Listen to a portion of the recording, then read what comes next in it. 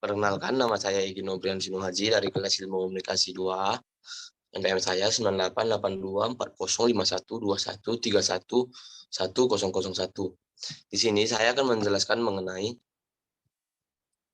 growing a growth mindset, characterizing how and why current and graduate students miss change. Yang berarti itu adalah menumbuhkan mindset berkembang, mengkarakterisasi bagaimana dan mengapa pola pikir mahasiswa sarjana berubah. Menumbuhkan mindset berkembang itu bahwa kinerja akademik mempengaruhi pola pikir siswa. Dengan demikian, hasilnya menyarankan bahwa pola pikir dan kinerja akademik merupakan lingkaran umpan balik positif. Ada bukti bahwa pola pikir siswa berubah dari waktu ke waktu tanpa adanya intervensi. Sebuah tinjauan komprehensif studi menyelidiki bagaimana ide-ide anak-anak tentang kecerdasan berkembang saat mereka dewasa. Dan selanjutnya, pada poin selanjutnya itu, change in mindset over time. Di seluruh sekolah dasar dan menengah melaporkan bahwa literatur ini telah menghasilkan hasil yang beragam. Misalnya, Gunderson dan rekan pada tahun 2017 melakukan studi cross-seksional yang menemukan bahwa siswa di sekolah menengah memiliki pola pikir tetap yang lebih kuat tentang matematika dan membaca atau menulis daripada siswa yang lebih muda di sekolah dasar dan siswa yang lebih tua di sekolah menengah dan perguruan tinggi.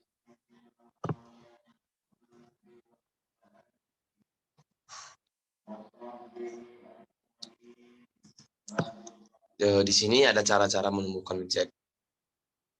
Yang pertama itu, akui ketidaksempurnaan yang dimiliki.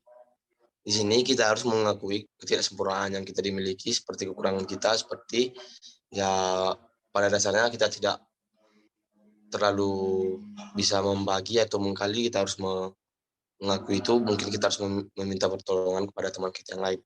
Dan pada poin selanjutnya itu, hadapi tantangan dengan berani. Mengapa menghadapi tantangan dengan berani? Karena semua tantangan itu tidaklah mudah. Pasti ada berbagai tantangan yang sulit dan kita harus menghadapinya dengan berani dan harus bisa untuk mengambil risiko apapun yang akan terjadi. Yang poin selanjutnya, perhatikan pikiran dan ucapan. Yang dimaksud dari inilah perhatikan pikiran dan ucapan, yaitu kita harus merhatikan pikiran kita harus bersih. Kita tidak boleh memikirkan yang tidak baik dari orang lain. Dan juga ucapan, kita harus menghargai orang lain.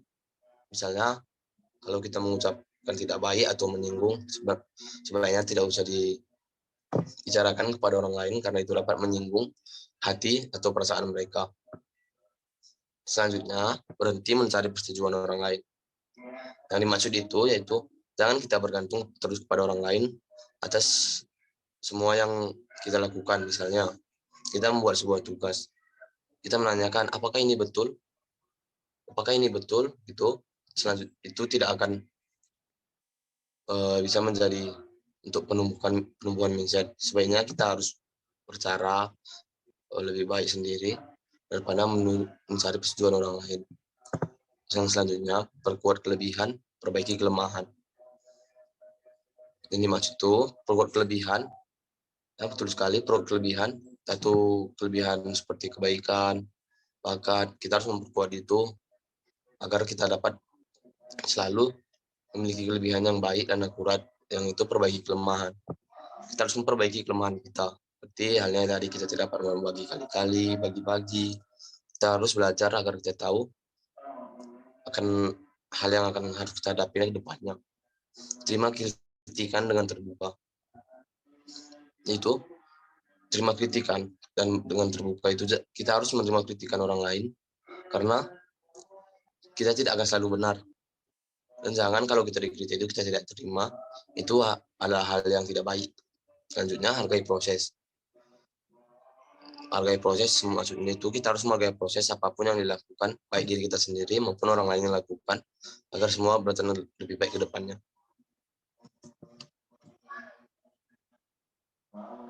Faktor pengaruh perubahan mindset. Pekerjaan menunjukkan bagaimana pendidik dan orang tua memuji anak-anak mengkomunikasikan pesan impliks tentang sifat kecerdasan, secara khusus memuji atribut siswa atau misalnya kecerdasan mereka. Menyiratkan bahwa kesuksesan adalah hasil dari sifat bawaan mereka dan mendorong pola pikir yang tetap sambil memuji kemampuan siswa.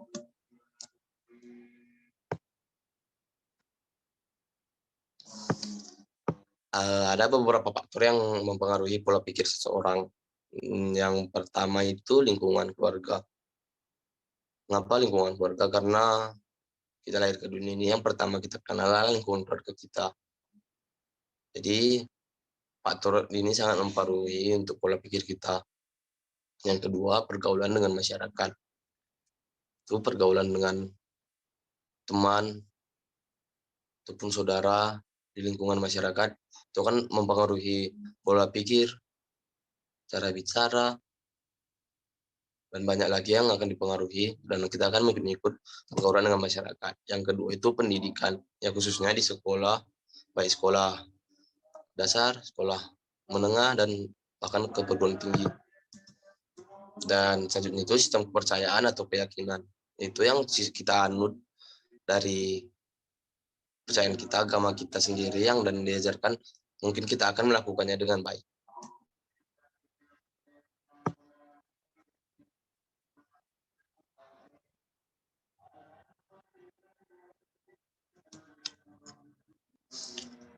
Kesimpulannya itu faktor-faktor yang mempengaruhi keyakinan pola pikir mahasiswa yang dapat dilakukan oleh peneliti praktisi untuk merancang intervensi pola pikir yang lebih persuasif dan efektif untuk mendorong keberhasilan siswa.